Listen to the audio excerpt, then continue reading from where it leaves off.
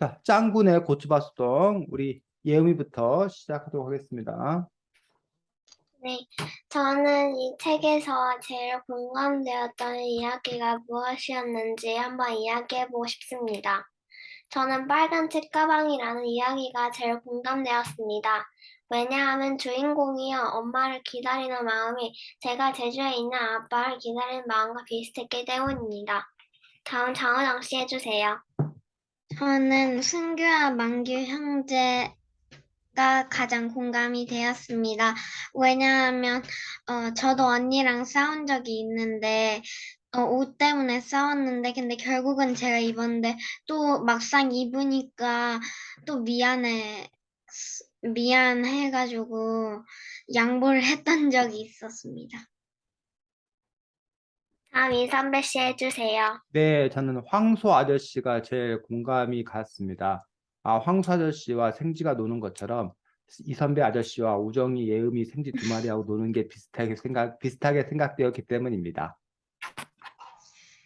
자, 그렇다면 짱구의 고추발 소동이라는 이야기를 읽으며 어떤 생각이 들었나요? 저는 고추들이 협동을 잘한다는 생각이 들었습니다. 다음 장우정 씨 해주세요.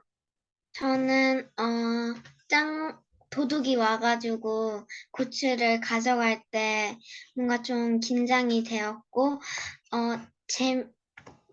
결국은 무거워져가지고 빵 터질 때 뭔가 재밌었습니다. 다음 이선배 씨 해주세요. 네, 애써서 땀 흘린 사람들이, 그 추수를 해야 된다, 가져가야 된다라는 그런 작가의 마음이 잘 드러나 있다고 생각합니다. 그래서 실제로 이렇게 가을, 요즘 같은 때, 농작물을 훔쳐가는 그런 사람들이 가끔 뉴스에 보도되고 그런 적이 있어가지고, 이 일이 단지 동화 속의 일만이 아니라 현실에서도 벌어지는 그런 일들이기도 해서, 그런 사람들을 꼭 혼내주고 그래서 이제 그 애써서 기른 사람들이 허탈해하는 일이 없어야겠다는 그런 생각을 했습니다.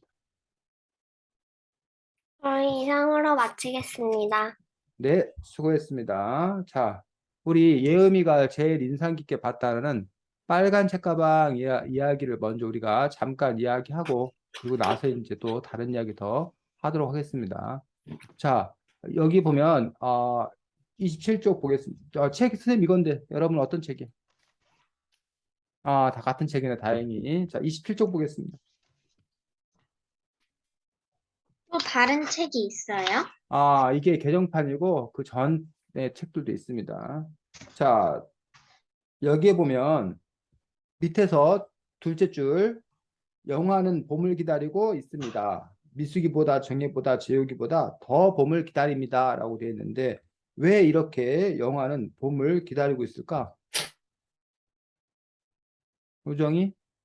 음, 그때 새 학기가 시작됐는데, 근데 그때 엄마가 와가지고 새 옷도 주고, 새 가방도 주고, 과자도 주고, 그래서 누구보다도 기다리는 것 같습니다.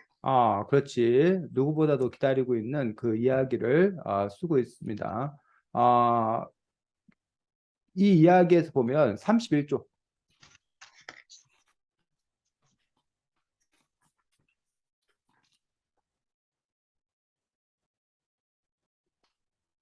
중간에 보면 아저씨 편지 내 읽을게 줘요. 참다 못해 창길이가 아저씨께 말했습니다.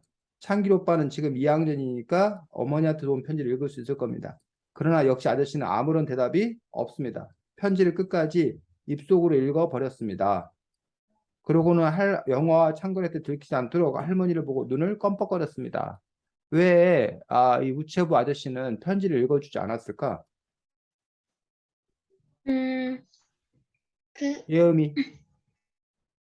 어, 너무 슬픈 편지고, 아이들이 듣기에는 너무 약간 슬프고 그런 편지여서요. 뭔 내용이 그렇게 슬픈 내용이야? 예음아.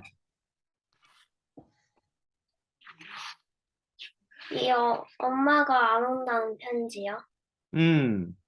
자, 그렇지. 그 편지의 내용은 엄마가 오지 못한다는 그런 내용이 써 있을 건데 왜 그게 그렇게 슬픈 내용이야, 우정아? 왜냐면, 그, 음, 그, 이름이 뭐였죠? 영화. 영화는,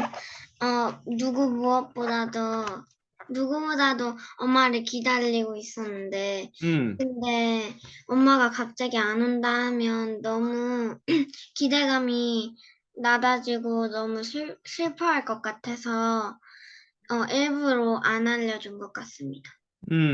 그렇지. 그래서 그동안 이 아이가 초등학교 입학하면 엄마가 올 거라고, 거기에는 이제 물론 책가방도 사주고 새 옷도 사주고 이것도 기다리는 마음이지만 오랫동안 보지 못했던 엄마 아빠를 다시 볼 수 있을 거라는 그런 기대가 있었는데 그 기대가 이제 순식간에 이제 뭐 한 거야? 무너져 내리는 거지. 그러니까 그 이야기가 너무나 슬픈 어떤 그런 일일 수밖에 없다라는 거야. 아, 그 기다림의 정도가 사람마다 조금씩은 다를 수 있는 거야. 뭐 예를 들면 매 주마다 오던 아빠가 뭐 이번 주에는 사정이 있어 못 온다 라고 했을 때랑 이렇게 몇 년 동안 못 오던 사람이 온다고 해서 기다렸었는데 그 일이 취소됐을 때랑 그때 받는 마음의 어떤 그런 충격이나 상처는 다를 수밖에 없다는 거지. 다를 수밖에 없다는 것들을 볼 수가 있습니다. 자, 어, 34쪽에 보겠습니다.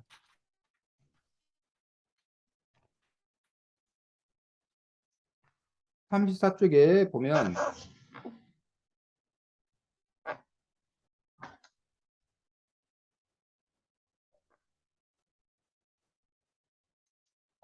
이 재욱이하고 미숙이랑 정혜랑 재욱이란 아이를 우리가 착한 아이라고 말할 수 있을 거라고 생각하거든. 왜 그 아이를 착한 아이라고 말할 수 있을까? 예음이. 영화가 아직 막 돈을 막 못 벌어서 막 엄마가 못 와서 그런 거 못 준다고 했는데 음, 친구들이 다 이해해주고 음. 다 용서해줘서 착한 아이라고 할 수 있어요. 그렇지. 그럼 그때 우리하고 약속한 과자 많이 줘라고 말해주는 그런 아이들이 착한 아이라고 말할 수 있을 거지. 근데 만약에 이 아이들이 착한 아이가 아니었다라면 어떻게 했을까? 우정이. 우정이가 만약에 나쁜 음, 애야. 그러면 그러면 막 미안해. 우리 엄마 아빠가 아직 돈을 많이 못 벌어가지고 내년 설날까지 또 기다리라고 했어. 내년 설날에 사줄게. 뭐야 막 이럴 것 같아요. 뭐야. 이 정도가 나쁜 애야? 자, 아, 나쁜 예음이 한번 하겠습니다. 그러면서 어.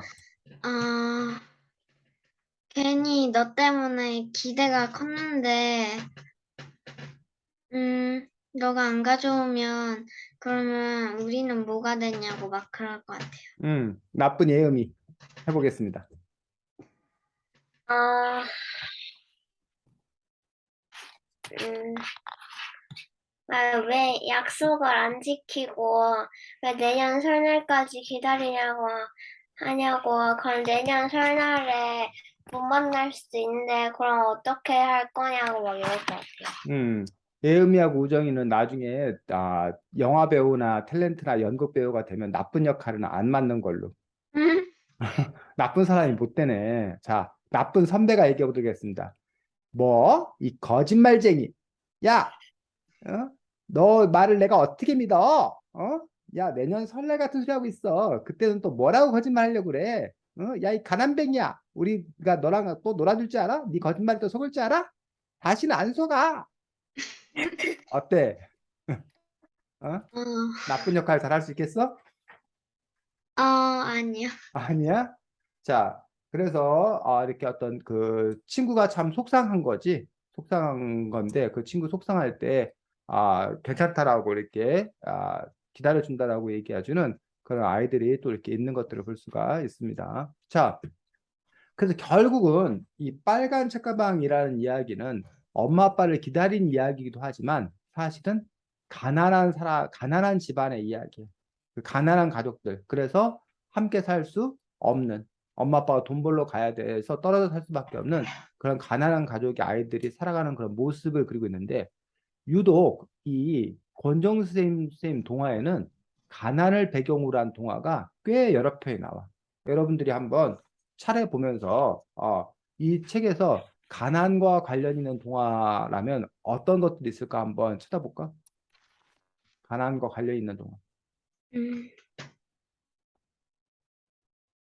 어느 설날 금음날이요? 어느 섣달 금음날, 그렇지. 어느 섣달 금음날도 가난한 사람들이지만 어쨌든 또 서로 도와가며 살아가는 그런 모습들을 그리고 있지. 맞습니다. 어느 섣달 금음날. 또 옷들 감나무집 할아버지요. 그렇지. 웃들 감나무집 할아버지 같은 이야기도 그 아빠가 없어서 그 할아버지가 일을 해서 먹여 살리는데 또 어려움에 닥쳐서 또 하지만 가난하지만 또 어떻게든 살아가려고 노력하는 그런 모습을 보여주는 이야기지. 또 쌀도둑?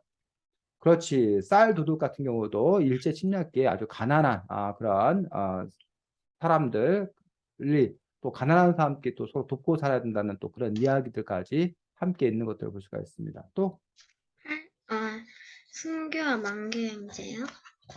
승규와 만규 형제도 보면 그 수학여행비를 마련하지 못해서 그 수학여행을 못 갈 뻔한 그런 동생을 위해서 또 누나는 또 집안 형편이 가난해서 학교도 안 다니고 또 공장에 가서 일해야 되고 아 그렇지만 또 형이 약초를 해가지고 동생의 수학여행비를 또 마련해 주는 그런 훈훈한 형제이기만 어떤 가난을 기본으로 하고 있는 작품들인 걸 볼 수 있습니다. 또 새끼까치와 진달래꽃이요? 새끼까치와 진달래꽃 음, 물론 거기도 뭐 이렇게 가난에 관한 이야기가 나오지만 거기는 가난보다는 그 전쟁에서 자식을 잃은 슬픔, 자식을 잃고 살아가는 어떤 그런 할아버지 할머니의 슬픈 이야기들을 표현하고 있는 것도 볼 수 있습니다. 선생님 보기에는 눈 덮인 고갯길, 눈 덮인 고갯길 생각나? 눈 덮인 고갯길이라는 작품. 스토리 기억나, 우정이? 잘 안 나? 그 광산에서 일하던 자식이 죽은 그 할아버지가 정미 그 뭐야 그 젊은 그 마을 청년들이랑 어디 갔다가 와서 힘드니까 이렇게 도와주는 그런 이야기. 가난한 새끼 서로 도우며 살아야 되는 어떤 그런 이야기들을 보여주고 있는 작품이 눈 덮인 고갯길이라는 이야기 작품이기도 합니다. 자, 그 다음에 빨간 책가방 말고 무슨 작품이었었냐면 버들강아지 어서 피어라 라는 이야기 있거든. 버들강아지 어서 피어라 라는 작품에서도 보면 봄을 기다리고 있습니다. 60쪽?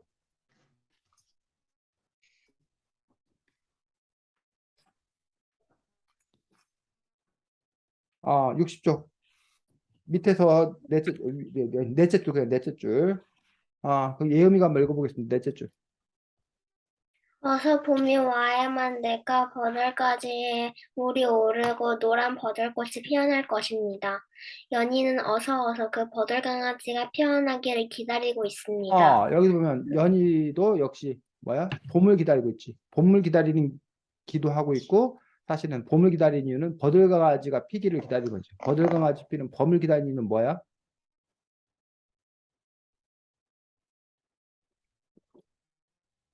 연희가 여기서 봄을 기다리는 이유는 창조기 때문에요. 왜? 창덕이 때문에 왜? 창덕이가 봄이 온대? 창덕이가 음, 그 죽기 전에 음, 창덕이가 버들강아지를 꺾어서 음. 보면은 어 버들강아지를 꺾어서 찾아와 주면은 음, 용서받은 걸로 안다고 해가지고 음. 봄이 오기만을 기다리고 있어요. 그렇지. 그렇게 봄을 기다리는 어떤 그런 의미들이 있는 것들을 볼 수 있고, 이것도 사실은 창덕이의 어떤 그런 가난 때문에 빚어진 그런 작품인 것들을 볼 수가 있습니다. 그래서 이런 식으로 아까 그 그 새끼갈치 진달래 꽃도 어쨌든 그 산골에 사는 가난한 부부의 이야기 때문에 가난과 역시 직간접적으로 관련되어 있는 것처럼 이 권정 쌤 동화에는 이렇게 가난과 관련 있는 어떤 그런 작품들도 상당히 많은 것들을 볼 수가 있습니다. 자, 승규와 만규 형제라는 작품을 아까 누가 우정이 제가요. 네. 우정이가 승규와 만규 형제라는 작품을 좋다고 했었는데 여기서는 결국은 그 가난 속에서 피어나는 형제 간의 우애에 대해서 이야기하고 있는 그런 작품인 것들을 볼 수가 있습니다. 이렇게 형제 간에 서로 다투기도 하고 하지만 또 서로를 잘 보듬기도 하는 어떤 그런 모습을 볼 수 있는데 예은이에게 형제란? 음, 같은 집 안에서 음. 어, 같이 살고 어, 지금 쌤이 말하는 거는 사전에 있는 뜻을 말하는 게 아니라 예음이 너에게 있어서 형제라. 너한테 뭐 동생? 또 예음이 동생 있다고 그랬나? 오빠요. 오빠 있고 오빠만 있어? 네, 그 예음이와 그 오빠의 관계를 보면 어떤 관계냐 이거지. 예음이 요즘에 그 무슨 흔한 남매? 뭐 그런 만화책 있지. 무슨 책 있지? 흔한 남매? 라는 유튜브도 있고. 알아? 네. 아니면 뭐 현실 남매라는 유튜브도 있던데. 맨날 막 티격태격거리는 아, 그런 음, 유튜브가 있던데, 예언에게서의 어떤 그런 남매란 어떤 것 같아? 어, 왜 말을 못해? 오빠가 있어 참 좋아? 아니요. 왜? 언니가 있었으면 좋을 것 같아요. 오빠는 왜? 그냥 남이야, 남? 한 집에 사는 남이야? 별 상관없는 사람이야? 남은 아니면, 아닌데, 자꾸 심부름 시키는 사람이야? 아니요. 그래, 그러면, 너무 달라요. 어? 너무 달라요. 너랑 너무 다른 사람이야? 네. 어, 아니, 너무 어, 마음이 안 맞아요. 너무 마음이 안 맞아서 함께 사는 게 불편해? 힘들어? 힘들지는 않은데, 그래도 그냥 어, 그래. 그냥 그래. 자, 같이 우정이에게 살지도 않아요. 자매란? 저랑 언니요? 우정이에게 자매란? 음, 어쩔 때는 굉장히 음, 싫지만 음, 어쩔 때는 굉장히 좋은 음. 그 사이요. 싫고 좋고가 이렇게 막 왔다 갔다 해, 확실하게? 막 네. 싫거나 막 좋거나? 네, 싸울 때는 엄청 아, 싫은데 아, 친할 때는 또 엄청 좋아요. 그렇구나. 예음이는 없는 언니가 우정이는 있는데, 예음이가 얼마나 부럽겠어. 우정이는 오빠 갖고 싶어? 언니가 오빠로 아니요, 바뀌었으면 좋겠어? 아니요. 그건 아니야? 네. 예음아, 오빠는 예음이가 있는 게 좋을 것 같아? 아니면 예음이가 남동생으로 바뀌었으면 좋을 것 같아? 아니면 없어지는 게 좋을 것 같아? 오빠 입장이라면. 맨날 남동생 나와달라고 해요, 엄마한테. 남동생을 낳아달라고 그래? 네. 제가 예음이는, 한번 어, 그 예음이 집에 놀러 갔었는데 음, 근데 예음이 오빠가 저한테 갈 음, 때 예음이도 같이 데려가라고 막 그랬어요. 정말? 야, 네. 선생님이 예음이 오빠 만나야 되겠다. 예음이 내가 데려온다고. 그럼 오빠를 일단 찬성할 거 아니야, 한표는. 그치? 엄마랑 아빠는 반대할 거예요. 엄마, 아빠 내가 한번 따로 여쭤봐야겠다. 엄마, 아빠도 찬성하면 예음이 그럼 너 우리 집에 오는 거야? 제가 찬성 안 하잖아요. 너 예음이는 무조건 찬성하는 거 아니야? 아닌데요? 참, 실망이야. 자, 그래서 여기 보면 승규와 만규 형제라는 이야기 그렇게 그 형제가 그 뭐 예음이가 오빠하고 투닥거리고 해서 지금은 안 맞는 것 같아도 살다 보면 그래도 오빠가 있어 좋구나 라고 생각되는 때가 있을 거고 그러한 때가 많기를 바랍니다. 또 가급적이면 일찍 오기를 바랍니다. 그러한 때가 근데 그런 때가 또 한참 뒤늦게 오는 사람도 있어요. 또 사이가 좋았는데 오히려 형제간에 나중에는 아예 연락도 안 하고 서로 사이가 틀어져 가지고 서로 안 보고 사는 서로 갈등하는 어떤 그런 집안도 있고 이거는 꼭 정해져 있는 건 아닌 것 같아. 그 집집마다 다 그렇게 우애가 좋은 집안, 서로 잘 맞아서 함께 잘 지내는 집안 사이도 있는가 하면 오히려 그 남보다 못하다고 그러는데 서로 이렇게 다퉈가지고 잘 못 사는 어떤 그러한 경우도 있는 것라고 생각을 합니다. 자, 그 다음에 황소 아저씨라는 작품은 아까 선생님이 황소 아저씨라는 작품을 골랐었는데 114쪽 잠깐 보겠습니다.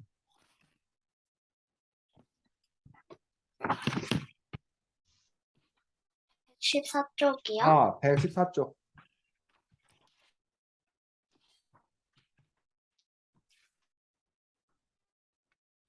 자, 거기 셋째 줄에 거기 읽어보겠습니다. 우정이. 아저씨 맨날 혼자세요? 응, 혼자야. 아버지도 어머니도 어디 가셨어요? 형제도 없나요? 모두 따로 헤어졌어, 먼데로. 아기 생쥐들은 왠지 황소 아저씨가 불쌍해졌습니다. 밤마다 저희들을 따뜻하게 재워주고 먹을 것을 나눠주면서 황소 아저씨는 어떤 생각을 했을까요? 그래서 그 황소 아저씨를 보면서 선생님은 누굴 생각했냐면 이 책을 쓰신 분이 누구예요? 권정생. 권정생 선생님이에요. 선생님이 이 황소 아저씨가 권정생 선생님 아닐까 생각했어. 왜냐하면 이 권정생 선생님도 평생을 혼자 살았어. 6.25 전쟁? 6.25 전쟁? 태어나시기는 일제 침략기에 태어나셨고 일본에서 그래서 이제 우리 한국에 오셨는데 어렸을 때부터 몸이 아파가지고 학교도 제대로 못 다니시고 여기 제일 처음에 보면 제일 첫 번째 작품이 뭐야? 이 책의 제일 첫 번째 작품이 새벽 종소리. 새벽 종소리라는 작품인데 이 권정수님이 경상북도 안동이라는 지방이 있는데 그 지방의 한 작은 마을에서 시골 교회 종직이 종을 치는 종직이를 하시면서 거기 뭐 텃밭도 일구고 교회 청소도 하고 그러시면서 평생을 혼자 사신 거예요.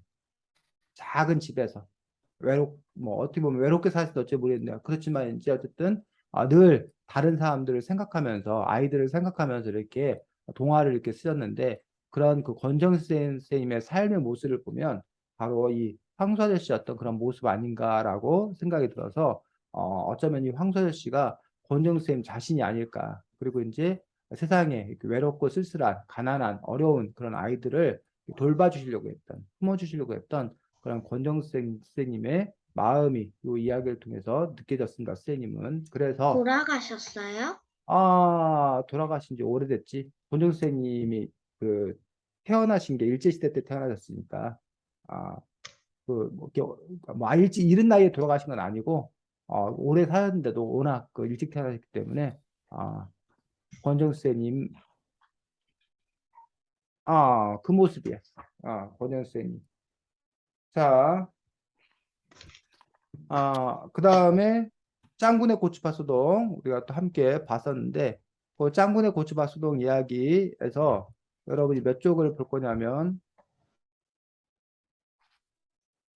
48, 49쪽 보겠습니다.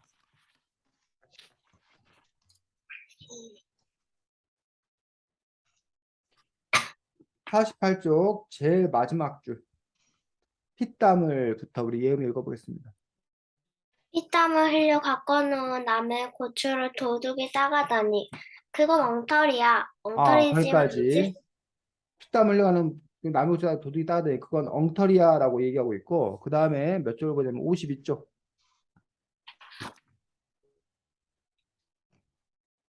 둘째 줄 역시 무엇이나 심은 사람이 거둬야 하는 거야. 역시 무엇이나 심은 사람이 거둬야 하는 거야.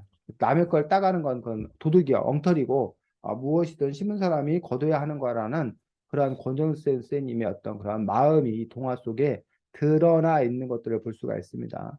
근데 이 동화가 다른 동화하고 조금 다른 점이 하나 있어. 짱구네 고추밭수동이라는 이 동화가 다른 동화와 좀 다른 점이 뭘까?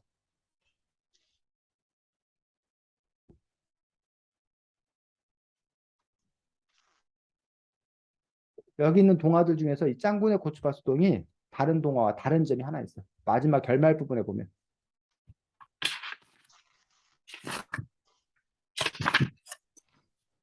54, 55쪽. 55쪽 특히. 55쪽이요? 55쪽.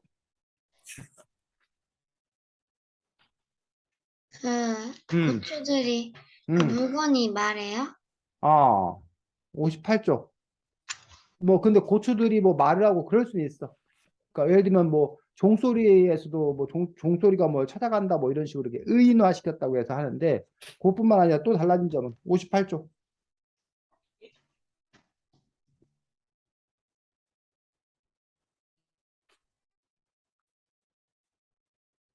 밤에 일어나는 이야기예요? 밤에 일어났냐? 그럼 다른 일들은 다 낮에 일어났어? 고추, 어, 고추들의 이야기예요? 어, 그러니까 고추만 있는 이야기예요? 고추만 왜 여기 저기네 가족이 짱구네 엄마 누나도 나오고 그러잖아. 와서 일하고 했다고 나오잖아. 도둑들도 나오고. 자, 요 이야기가 다른 이야기가 다른 점은 이른바 판타지. 판타지 들어봤어? 판타지 상상. 왜 쌤이 판타지 상상 얘기를 하는 걸까? 다른 점으로. 이건 실제로 일어나는 일이 아니니까요. 어떤 점에서? 어떤 점에서? 그 고추들이 부풀어 오른 거요? 부풀어 오른 것까지는 그래도 모를 수 있지. 왜 고추에다 그 고추들, 자루에다가 고추를 너무 많이 담으면 그 자루가 뭐 할 수 있어? 퍼질 수 있어요. 터질 수 있잖아. 그것까지는 사실인 거지. 현실인 거지. 고추들이 말을 해요? 아? 고추들이 말을 하는 거는 이 고추들이 근데 자기들끼리 말하는 거잖아. 이 고추들이 도둑한테 말하는 게 아니잖아. 도둑은 고추들의 말을 못 듣잖아. 그러니까 이건 동화에서 이거 쓸 수 있는 거지, 그렇게는. 고추가 만약에 사람하고 진짜 말을 한다. 이러면 그것도 상상이야. 근데 여기는 고추가 고추끼리 말한다라고 하는 거는 작가가 그냥 그 생각에 쓴 거잖아. 근데 더 중요한 건 이 고추 자루가 빵 터졌는데 그 고추들이 어떻게 됐어? 움직여요? 움직여서 어떻게 됐어? 걸어 올라갔어요? 거기 올라가서 어디로 갔어? 58쪽에 올라갔다가 이윽고 고추들은 몸을 흔들거리며 땅으로 내려왔습니다. 내려오면서 뭐라고 돼 있어? 원래 있던 고추나무 가지에 제각각 사뿐사뿐 꼭지들이 걸렸습니다. 덜어놓은 장소가 바뀌어 남의 자리에 걸리기도 했습니다. 때뚜름이 방향이 뒤틀려 반대쪽으로 놓인 것도 있었습니다. 왜 이 부분이 쌤이 판타지고 상상이라고 하는 걸까? 이 고추들이 떨어져 나갔는데 다시 붙어서요? 한 번 떨어진 고추를, 그러니까 도둑들이 몰래 와가지고 고추를 따가는 것까지는 다 현실에서 있을 수 있는 일이잖아. 그 고추 자루에다가 가득 고추를 담아가지고 가는데 그만 그 고추 자루가 터져버린 것도 있을 수 있는 일이잖아. 그런데 거기까지 있을 수 있는 일인데 그래서 고추 자루가 터지는 바람에 아이고 매워 아이고 뭐요까지 할 수 있는 일이 있을 수 있는 일이잖아. 근데 그 고추들이 어디로 다시 고추나무에 가서 달라붙었다라는 얘기는 현실에서는 이 불가능해요. 불가능한 일, 이렇게 어려운 어떤 그런 일인 것들을 볼 수가 있다는 거지. 근데 만약 이게 현실이 되려면 이런 꿈을 꿨다라고 하면 또 현실이야. 이게 꿈의 이야기다. 근데 이건 꿈의 이야기가 아니라 어떤 그 한밤중에 이런 일들이 소동이 벌어지는 거니까 이런 부분에서 이제 이 이야기는 현실하고 상상이, 판타지가 약간 섞여 있는 어떤 그런 작품이라는 거예요. 반면에 다른 작품들은 다 이런 판타지가 아니라 다 현실의 이야기, 사실의 이야기를 쓰고 있는 것도 볼 수가 있습니다. 그래서 동화에는 이렇게 사실의 이야기를 쓰는 경우도 있고 현실 가능한 이야기를 쓰는 경우도 있고 때때로는 이렇게 판타지를 섞어서 버무려서 이렇게 쓰는 그런 경우들도 있습니다. 예음이는 판타지 얘기 좋아해? 별로 안 좋아해요. 판타지 얘기 별로 사실 현실 얘기를 더 좋아해? 네, 근데 오빠는 엄청 좋아해요. 판타지 이야기를. 네. 우정이는 어때? 저도 엄청 좋아해요. 판타지 이야기를 엄청 좋아해? 네. 그렇습니다. 사람마다 그래서 어떤 이야기를 좋아하는 건가 다릅니다. 쌤님은 선생님은요? 예음이 편입니다. 우정이는 예음이 오빠 편이고. 어? 그래서 사람들 중에 이제 판타지를 좋아하는 사람이 있고, 쌤님은 개인적으로 판타지 이야기는 별로 좋아하지 않는 편입니다. 그냥 현실의 이야기, 사실의 이야기를 더 좋아하는 편입니다. 그래서 그건 뭐 사람마다 다를 수 있습니다. 자, 다음 우정이 진행하겠습니다. 이 책에서 가장 무서웠던 이야기는 어떤 이야기였나요? 저는 우리들의 5월입니다. 왜냐하면 여기서 그 폭발물을 가지고 애들이 장난치다가 터져서 많은 아이들이 그 놀았던 아이들이 다 숨을 거두는 사건이어가지고 무서웠습니다. 다음 김யம் 씨 말씀해 주세요. 저도 장우정 씨와 같은 우리들의 5월이 제일 무서웠습니다. 왜냐하면 이 폭탄물 가지고 두들겨가지고 다 폭발해가지고 사람들이 막 죽는 게 너무 무서웠습니다. 다음 이선배 씨 말씀해 주세요. 저도 여러분과 마찬가지로 우리들의 5월이라는 작품을 이야기하려고 했었는데 두 분이 홀딱 얘기해 버리는 바람에 그 다음으로 마음에 안 좋았던 무서웠던 동화는 용원의 아버지와 순난이의 아버지라는 작품입니다. 처음에는 막 방구 대결하고 그래서 재미난 이야기인 줄 알았는데 뒤로 가가지고 방구 꼈다는 이유로 이렇게 맞고 계속 결국 뭐 죽기까지 하고 하는 어떤 그런 부분에서 얼마나 공포스러웠을까라는 그런 생각을 했습니다. 자, 그렇다면 여기서 가장 재밌었던 이야기는 무슨 이야기였나요? 저는 벙어리 동창이가 가장 재밌었습니다. 왜냐하면 이게 재밌다고 할 수 있는 건지는 잘 모르겠지만 뭔가 동찬이가 가족들한테도 무시를 받고 막 그 태어나도 안 태어나도 될 것 막 이렇게 불리는데 그 하지만 실제로는 동찬이는 엄마를 사랑하고 있는 그런 마음이 좀 감동적이고 재밌다는 생각이 들었습니다.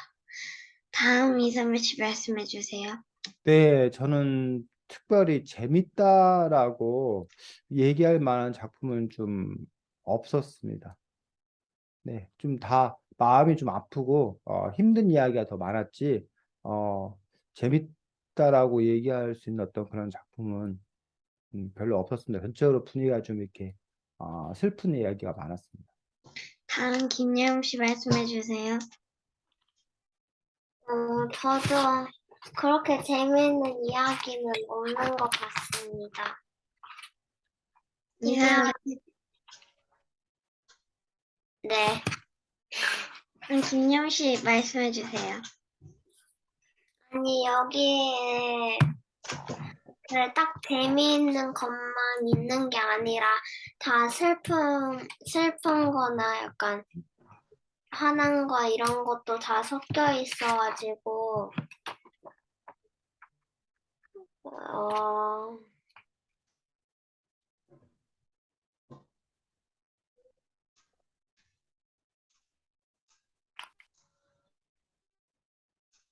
음,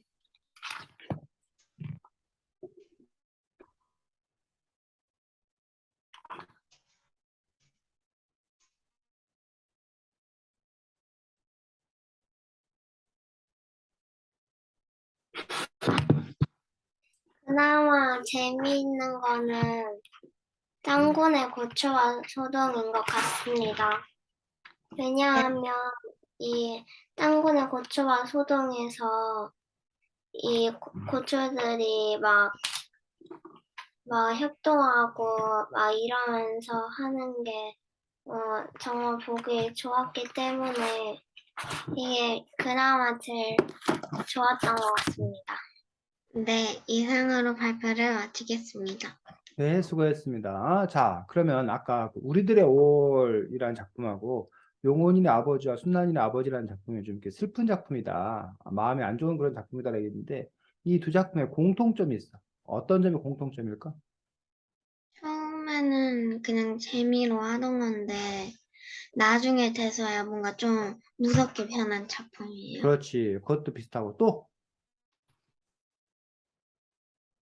둘 둘 다, 다 음, 사람이 사망해요? 둘 다 사람이 사망이. 자, 두 작품 모두가 다 우리나라에서 있었던 어떤 역사적 사건과 관련이 있어. 어떤 일과 관련이 있을까? 6.25 전쟁이요? 6.25 전쟁과 관련이 있어. 우리들의 5월은 왜 6.25 전쟁과 관련이 있어? 그 폭탄이 음, 그 있었는데 음, 전쟁 난 후에 없어지지 않고 있었는데 음. 애들이 그거를 갖고 놀다가 폭발해 버렸어요. 그렇지. 6.25 전쟁 당시에 남북이 서로 치열하게 싸우는 그런 과정에서 또 미군이 폭격기를 동원해서 많은 폭탄을 떨어뜨렸던 얘기. 근데 그 중에서 이제 이른바 불발탄 들어봤어? 불발탄이라고 폭탄을 떨어뜨렸는데 그게 폭발하지 않은 거야. 여러 가지 이유로. 그래서 그 폭발하지 않았던 그런 불발탄이 수십 년 동안 그냥 그대로 땅속에 묻혀 있거나 이러다가 그것들이 이제 발견된 거야. 그러다가 이제 그 불발탄을 왜 이제 애들이 궁금하니까 뭐 이렇게 그걸 어? 뭘 두들겨보고 뭐 하다가 그 외부의 어떤 그런 충격에 의해서 그 불발탄이 뭐 하게 되는 폭발하게 되는 그럼으로써 그런 끔찍한 일들이 벌어지는 것들을 볼 수가 있다라는 거지. 자, 그래서 우리들의 5월이라는 작품에서 우리가 보면 왜 이런 일이 벌어졌는가라는 부분에서 몇 가지를 우리가 생각해 볼 수가 있습니다. 우리들의 5월이라는 부분에서 왜 그런 끔찍한 일이 벌어졌나라는 부분에서 바로 6.25 전쟁, 상처를 생각할 수 있습니다. 만약 6.25 전쟁이 없었더라면 이런 불발탄이 없었어요. 없었을 거고, 이런 불발탄이 없었더라면 이런 사고도 벌어지지 않았을 거다라는 얘기예요. 그래서 6.25 전쟁의 상처, 6.25 전쟁의 어떤 그런 불발탄이 이 이야기에 있는 거야. 자, 그러면 불발탄이 있다고 해서 다 이런 일이 벌어져? 아니요. 이런 일이 벌어지지 않아. 이 이야기는 또 뭐와 관련 있냐면 요것과도 관련이 있어. 뭐와 관련이 있어? 가난이요? 왜 가난하고 관련이 있을까? 우리들의 올해 이 끔찍한 일들이 벌어진 이유하고 가난하고 무슨 상관이 있을까? 가난해가지고 병원비를 마련하지 못해요? 가난해서 병원비를 마련하지 못했다. 물론 그럴 수도 있어. 근데 그 이전에 이 아이들이 왜 이 불발탄을 가지고 논 거야? 왜 이 이거를, 불발탄 이거를 주면 음, 뭐 엿을 하나 준다고 해서요? 그렇지.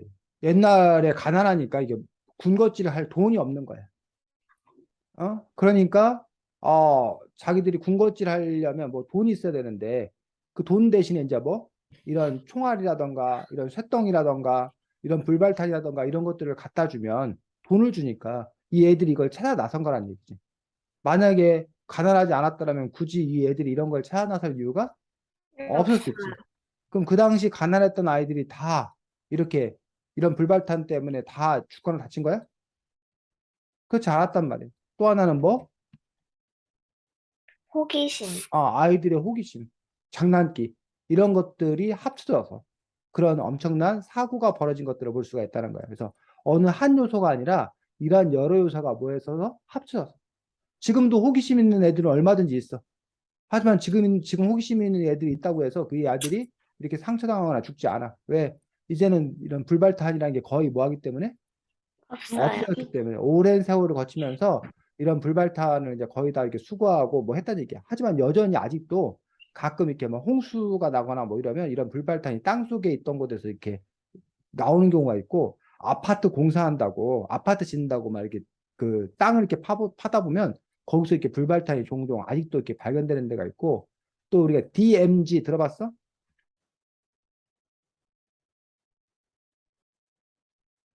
윽, 왜 윽이 나와?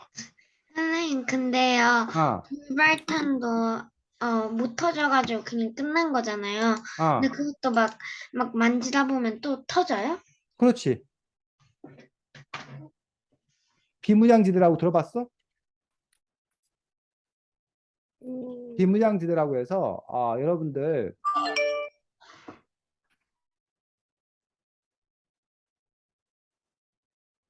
이게 뭐야? 에? 이게 뭐야?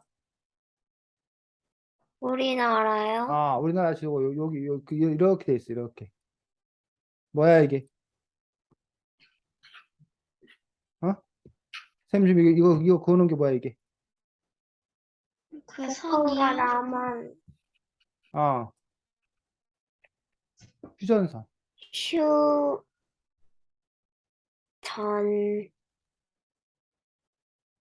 휴전선. 휴전선.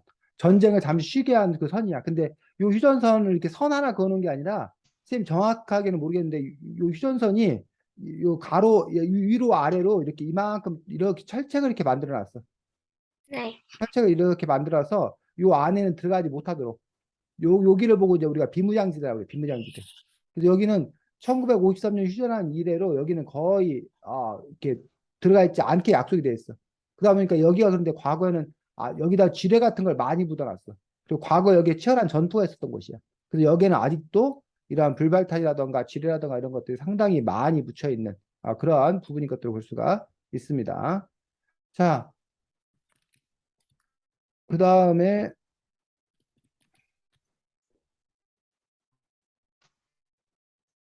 왜 근데 제목이 우리들의 5월이야? 5월에 일어난 일이어서요. 작가가 이 일이 꼭 5월에 벌어진 일이 아니라 다른 달에 벌어질 수 있었는데도 제목을 일부 우리들의 5월이라고 정한 이유가 있어. 다섯 우리들의 7월, 명이어서요. 1월에 8월 이런가?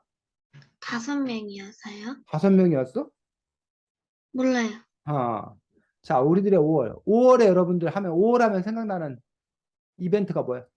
한글, 제 생일. 어린이날. 예음이 생일이구나. 우정이 말할 때 어린이날. 5월은 어린이날이 있는 날이고 5월은 그 어느 때보다도 찬란한 달, 좋은 달이라고 얘기를 합니다. 93쪽 보겠습니다.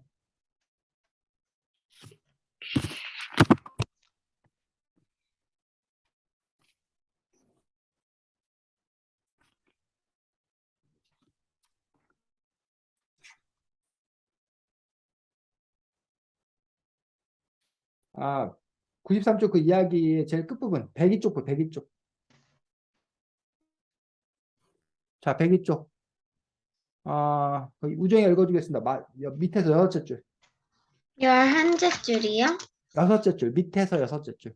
여섯째 마지막으로. 줄. 마지막으로 주시기에 시체를 거두고 나자 병실은 텅 비었다. 그 텅 빈 병실로 밝고 아름다운 5월의 빛이 비쳤다. 아카시아 꽃방울이 피었다. 아카시아 꽃이 향기와 어우러져 풍겼다. 거기까지. 자, 쌤이 지금 이 문장을 읽으라고 한 이유가 있어. 마지막으로 주식의 시체를 거두고 나니 병실은 텅 비었다. 그 텅 빈 병실로 밝고 아름다운 5월의 햇빛이 비쳤다. 왜 5월로 했나? 그 이유가 있는 거예요. 자, 여러분들 검정색 바탕에 검정색 글씨를 쓰면 어떨까? 안 보여요. 안 보여. 그래서 노란색 바탕에 검정색 글씨를 쓴다고 일부러. 왜? 보이게요. 그래야 더 잘 보이니까. 예음이가 더 예쁘게 보이려면, 예음이가 더 돋보이려면 예쁜 아이들 사이에 끼면 예음이가 더 예쁘게 보일까? 아니면 못생긴 애들 사이에 예음이가 끼면 더 예쁘게 보일까? 어떨 것 같아? 못생긴.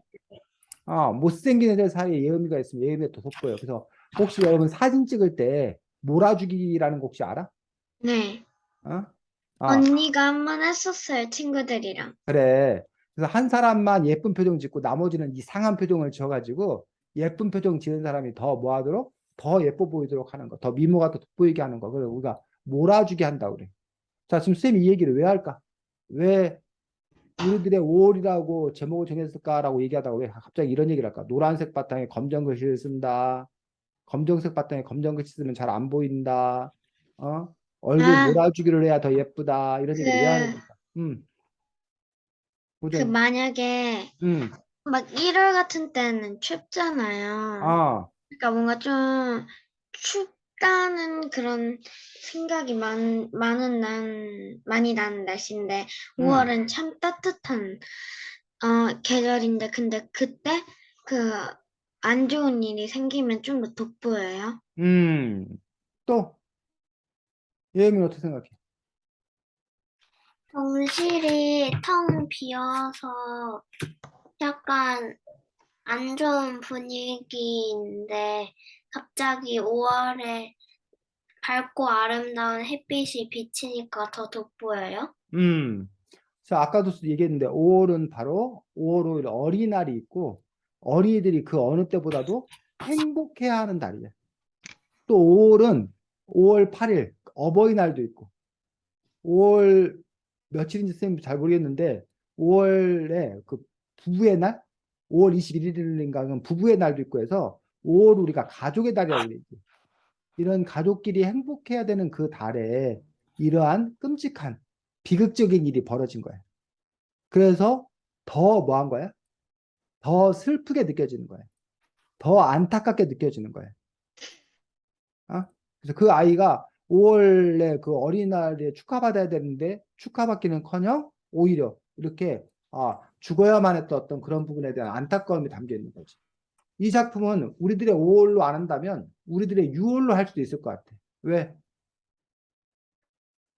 6월도 따뜻하니까요. 6월도 따뜻하니까 그러면 4월도 따뜻하고 3월도 따뜻하고 그럼 우리들의 4월이나 3월로 하는데 왜 선생님 하필 우리들의 5월 아니면 우리들의 6월로 한다고 그럴까?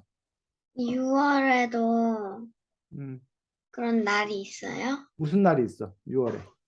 잠시만요, 6.25 달력하고. 전쟁이요? 그렇지. 6.25 전쟁이 있었던 해가 달이 바로 6월 달이지.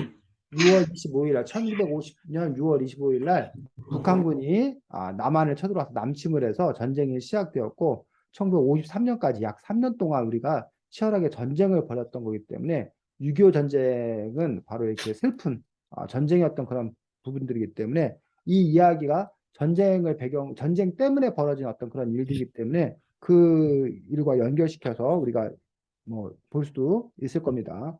자, 102 쪽에 마지막 문장 한번 읽어보겠습니다. 예미. 전쟁이 있고. 전쟁이 있고 사람이 죽고 슬픈 한국의 아이들이 있는 5월. 그 5월은 동근이의 할머니처럼 소리 없이 찢어지듯 울고 있었다. 요게 우리들의 오래한 작품의 주제 문장. 어? 이 이야기를 한 문장으로 줄여봐라라고 한다면 한 문장만 찾아봐라 한다면 선생님이 바로 이 문장.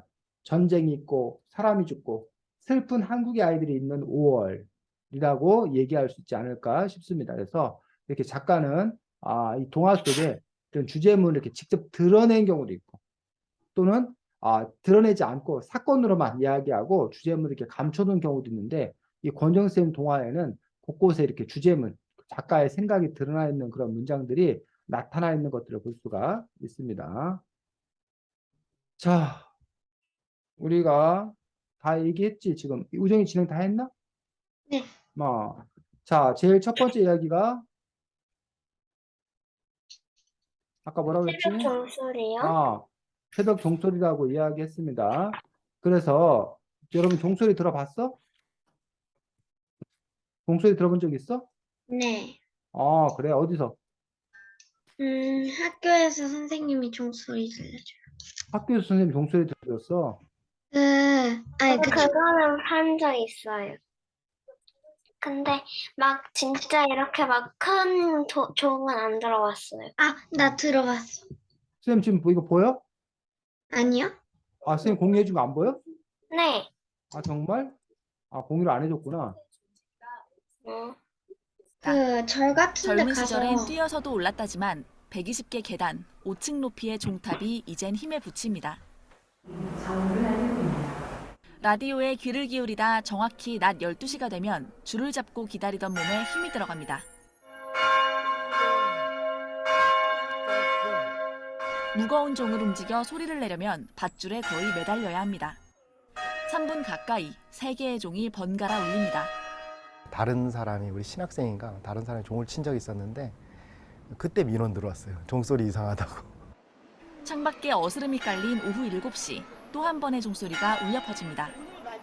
종소리는 50년 동안 한결같이 도심 곳곳에 다다랐지만 그 풍경은 조금씩 바뀌었습니다. 야트막한 집들이 늘어선 주변이 지금은 촘촘한 아파트촌이 됐습니다. 종을 직접 치는 성당이 거의 자, 대전 얘기네. 쌤 대전 얘기인지 몰랐네. 대전에 대흥동에 가면 성당이 있는데 그 성당에서 종을 치던 종을 치던 사람을 종직이라고. 거기 종소리 들어갔어요.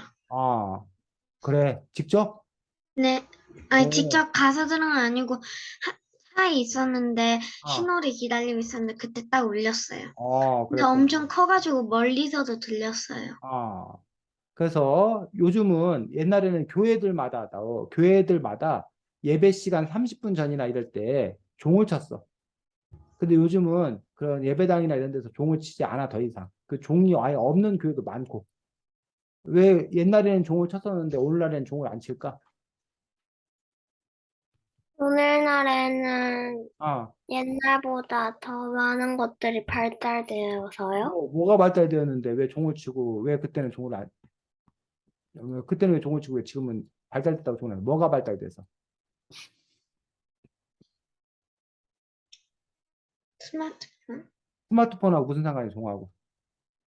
시계요? 어? 아니, 시계? 스마트폰하고 종하고 무슨 상관이냐고. 상관이 있는데 어떻게 상관이 있어? 스마트폰하고 종하고. 스마트폰으로 음, 시간을 볼 수도 있고, 아니면 스마트폰으로 종소리를 맞춰놓을 수도 있고, 음, 디지털로. 그러니까 꼭 그렇게 사람이 가서 종소리를 낼 필요가 없어요. 그렇지. 예전에는 시계가 귀했어. 시간을 잘 알 수 없었어. 그래서 예배 드립니다. 이제 예배당에 모이세요라고 이렇게 종을 이렇게 쳤던 거야. 근데 지금은 다 스마트폰도 있고 하기 때문에 사람들이 다 시간을 알 수 있고 알람 같은 걸 맞춰놓으면 되기 때문에 굳이 종을 쳐서 알려야 될 이유가 없어요. 없는 그런 부분들이 있는 거고, 또 지금은 이제 종을 치면 시끄럽다고 사람들이 민원을 넣기 때문에 그래서 이제 종을 치는 어떤 그런 교회나 성당 이런 것들이 거의 없는 것들을 볼 수가 있습니다. 절에도 종 있는 거 알아? 네, 절에도 커다란 종이 있지. 그래서 우리나라에서 네. 제일 큰 종이 있는데 그 무슨 유명한 그 종 만들 때 무슨 아기를 넣어서 종을 만들었다는 그 전설이 있는 종 혹시 알아? 경주에 있는 에밀레종 들어봤어? 에밀레종? 못 들어봤어? 성덕대왕 신종이라고 이름 있는 에밀레종이라는 종이 또 있습니다. 그래서 이 새벽 종소리라는 작품이 다른 작품들과 또 다른 점이 하나 있어. 새벽 종소리라는 작품이 다른 작품들과 다른 점은 또 어떤 점이 다른지 혹시 여러분들 보기. 음, 뭔가 한 사람이 좀 외로워요? 응? 뭐라고? 한 사람이 좀 외로워요? 여기 뭐 외로운 거야. 황수 아저씨도 외롭고 외로운 얘기 많잖아. 새벽 종소리라는 작품이 갖고 있는 어떤 그런 특징이 있는데 그건 뭐냐면 자, 이야기를 이루고 있는 세 가지 요소 혹시 들어봤어? 네. 뭐, 음, 그, 사건 배경? 그렇지. 이야기가 있으려면 인물이 있어야 돼. 어떠한 사건이 벌어져야 돼. 그리고 이러한 배경. 이야기들이 펼쳐지는 배경이 있어야 돼. 저희 국어 시간에 배우고 맞아요. 그랬어. 인사배. 맞아. 이선배가 아니라 인사배야. 어? 인물 사건 배경인데, 자, 인물 사건 배경 얘기를 하면서 선생님이 새벽 종소리에는 특이하게 특별한 사건이 없어. 그래서 그 사건이 벌어진다는 거는 인물들 사이 어떤 걸 갈등이 벌어지는 거고 그 갈등이 해결되는 어떤 그런 이야기를 그리고 있는데 이 새벽 종소리라는 작품에는 특별한 어떤 그런 사건이 벌어지지 않고 그냥 그 새벽녘의 풍경, 새벽 종소리의 풍경을 묘사하는 동화. 그래서 아주 이렇게 은은한 어떤 그러한 시골 새벽녘의 어떤 그런 모습들을 보여주는 그러한 작품인 것들을 볼 수가 있습니다. 자, 그 다음 작품이 웃들 감나무집 할아버지라는 작품입니다. 웃들 감나무집 할아버지 17쪽 보겠습니다. 17쪽에 보면 이런 얘기 나와. 여섯째 줄. 진달래꽃이 활짝 피는 봄부터 흰눈이 펄펄 내리는 겨울까지 할아버지는 한 달에 6번 있는 장날마다 꾸준히 다녔습니다. 한 달에 6번 있는 장날이라는 게 뭐야? 왜 한 달에 6번 장날이 있을까? 음, 잠깐만요. 음, 잠깐만. 한 달 6주라서요? 한 달에 6주야? 한 달은 보통 4주 아니야? 잠깐만요. 아, 6주가 아니라, 아. 음, 자, 여러분들 요즘에는 장이 여러분 장 보러 어디로 가? 슈퍼, 슈퍼, 마트, 마트 이런 데로 백화점 이런 데로 가잖아. 날짜가 정해져 있어? 아니면 언제든 갈 수 있어? 언제든요. 언제든 갈 수 있어. 물론 뭐 마트가 쉬는 날이 뭐 큰 대형 마트는 한 달에 2번 쉬기도 하지만 기본적으로는 우리가 거의 매일 아무 때나 가면 돼. 근데 옛날에는 장이 매일매일 열렸어? 아니요. 매일매일 열리지 않았어. 며칠마다 혹시 열렸는지 알아? 수요일이요? 아니, 목요일이요? 5일마다. 아, 5일마다 열렸어. 그래서 그 장 이름이 5일장이야. 그래서 만약에 우정이가 사는 동네는 5일, 10일, 15일, 20일, 25일 이런 식으로 5일에 열리는 거야. 그럼 선생님이 사는 동네는 1일, 그 다음에 6일, 11일, 16일, 21일, 26일 이렇게 열리는 거야. 그러면 우리가 장돌뱅이라고 했는데 그 물건 파는 사람들이 5일 날에는 우정이네 사는 동네에 가서 장사를 해. 그다가 6일 날 되면 누구네 동네로 가는 거야? 선배네 동네로 가서 또 장사를 하는 거야. 그렇게 그 장돌뱅이들이 모여가면서 매일매일 돌아가면서 다시 이제 10일 되면 다시 우정이네 동네에 가서 또 장사를 한다는 거야. 자, 그러면 왜 한 달에 6번 장이 생기는지 알겠어? 음, 그때는 마트 같은 게 없으니까 음. 그 사람들이 뭘 사야 할 때는 그런 장밖에 없으니까 최대한 빨리빨리 오게 5일장으로 만들었어요. 5일장이니까 한 달에 6번. 한 달이 며칠이니까 대략 한 달이 음, 며칠이야? 30일. 30일이니까 5일장이니까 몇 번 열리는 거야? 6번. 6번 열리는 거지. 그래서 이 책에는 바로 그 장날마다 사람들이 장을 보러 가기 위해서 장의 물건을 자기가 갖고 있는 거는 내다 팔고 또 필요한 건 뭐 하고 사오고 그러다 보니까는 그걸 들고 가야 돼. 지고 가야 돼. 그러려면 근데 장까지 가는 거리가 아주 또 뭐였다는 거야? 멀었다는 거야. 지금처럼 뭐 자동차가 있고 그런 게 아니니까. 그래서 이 할아버지 직업이 뭐였어? 할아버지 직업이 음, 어? 잠깐만요. 이 할아버지 웃돌 감나무집 할아버지의 직업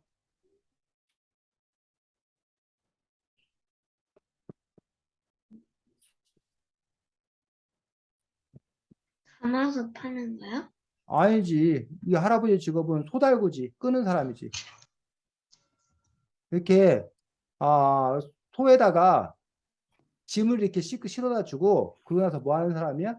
돈 받는 사람이야. 이렇게 소에다가 짐 이렇게 실어가지고 데려다 주고 돈 받는 그런 직업이었다. 소달구지.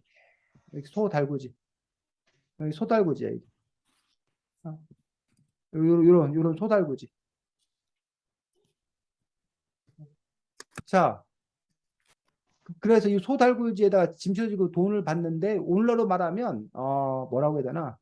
택배 기사라고 할 수도 있는 아니면 그 여기서 이사하는 건 아니지만 어쨌든 그 용달차 운전기사 정도 되는 거야 요즘 직업으로 하면. 그런데 이 할아버지에게 위기가 찾아와 문제가 생겨. 어떤 문제가 생겨? 음,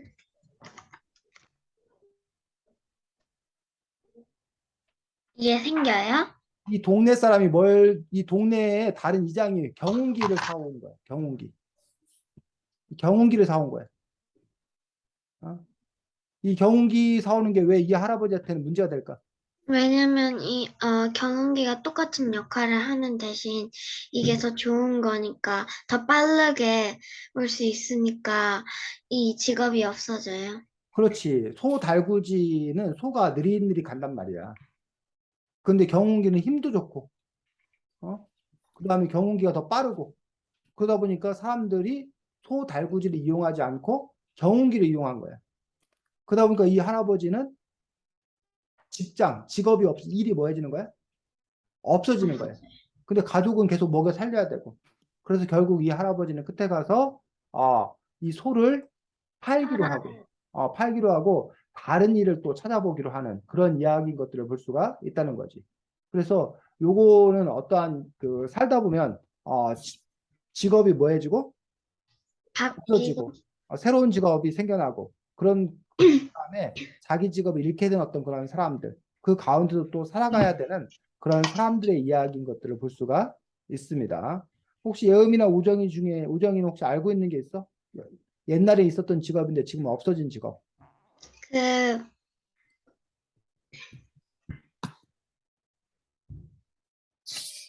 어, 아, 뭐, 잠시만요. 지금도 있는 직업 같아요. 저는 배웠었는데. 음, 아니, 선생님, 저는 책에 막 아, 그런 거 나왔지 않아요? 그러게. 기억이 잘 안 나. 전화 아니, 같은 거 할 때 교환원이, 맞다. 교환원도 지금은 없어졌고, 이제 앞으로 바리스타도 없어질지 몰라. 아, 왜? 요즘에 그 커피 같은 거 만들어주는 로봇 있는 거 알아? 네. 네. 그 공차 있는데도 생겨요. 그렇지. 근데 또 피자도 만들어준 로봇 생긴 거 알아?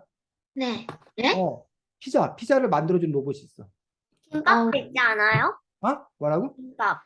김밥도 직접, 저기 하는, 그 로봇은 못 들어봤는데, 김밥도 혼자 싸는 로봇이 있대? 네. 와, 걔 이렇게, 엄청 반듯해요. 그래? 엄청 빤듯하게 썰어? 먹어봤어? 응. 와, 그럼 김밥이라네. 그 로봇이 밥도 해?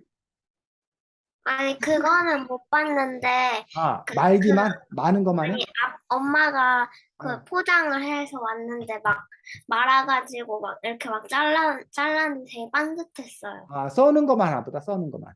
말고 써는 것만 하나 보다. 아, 어쨌든 그런 식으로 자꾸만 이제 기계화되어서 직업들이 점점 사라지는 것 같아.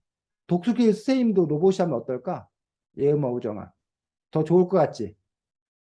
네? 독수기 선생님도 로봇이 하면 근데 우정님은 어떻게 그러면, 생각하십니까? 네, 근데 예음님 그러면, 발표해 주십시오. 그 무슨 말씀인지 로봇은 잘 못 감정이 알아듣겠습니다. 없잖아요. 네, 저도 감정이 있을 수 있습니다. 사실 전 로봇입니다. 여러분은 그동안 속았습니다. 음, 재미없어요. 헐. 자, 그래서 오늘은 짱구네 고추밭 수동이라는 책을 가지고 권정쌤 동화에 나타나는 특징들 함께 알아봤고, 다음 주에는 이 책입니다. 네? 숨쉬는 도시 꾸리찌빠라는 브라질에 있는 아, 도시입니다. 브라질에 있는 도시 꾸리찌빠라는 맞습니다. 도시의 이야기, 숨쉬는 도시 꾸리찌빠라는 도시에 관한 이야기를 가지고서 다음 주에는 만날 수 있도록 하겠습니다. 와, 강아지야? 네. 잘생겼다. 얘 여잔데요? 야, 뭐 여자면 걔인데 잘생겼다고 하면 안 되냐? 얘 예쁘다. 귀여운 그래. 거에 가까운데요? 알았어, 알았어.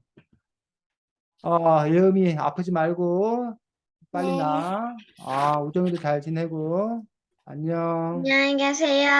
음.